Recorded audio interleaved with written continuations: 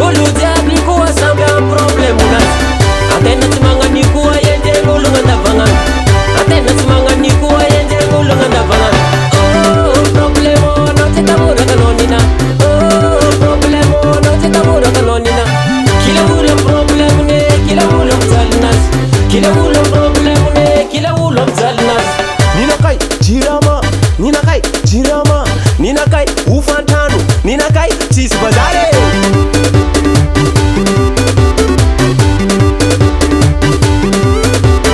raiky problème mifiaignana zatony solution izy ty tsy vita mivavapendenao misengy fa patron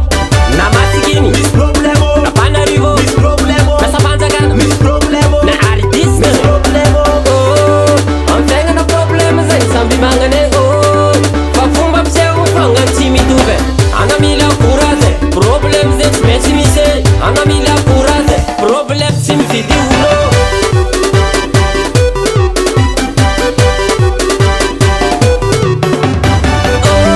problème anao tsy tamoraka anao nina problème anao tsy tamoraka anao nina kila olo am problème-ne kila olo mijaly nazy kila olo am problème-ne vadinakay mandanto vadinakay mandanto ninaka ndraiky mamolava ninaka leka miase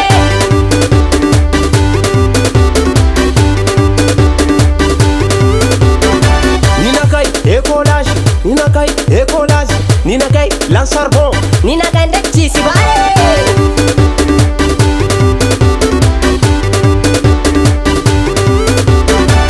antena tsy manany koa enjen'olo gn'andavagnandro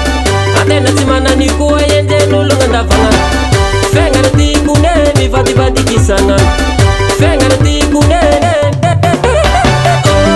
problème anao tsy tamoraka anao nina problème anao tsy tamoraka anao nina kila olo am problème-ne kila olo mijaly nazy kila olo am problème-ne kila olo mijaly nazy problème samby manana fa fomba pisehony tsy mitovy oyo problème samby mana fa qualité-gny tsy mitovy oyo haitsana problème na hoe haitsana problème na hoe tibawan problème takatakawan problème nawe tibawan problème takatakawan problème nawe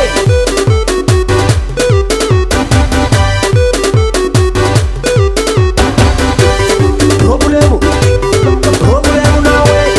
problème problème nawe problème anao tsy tamoraka anao nina problème anao tsy tamoraka anao nina kila olo am problème-ne kila olo mijaly nazy kila olo am problème-ne kila olo mijaly nazy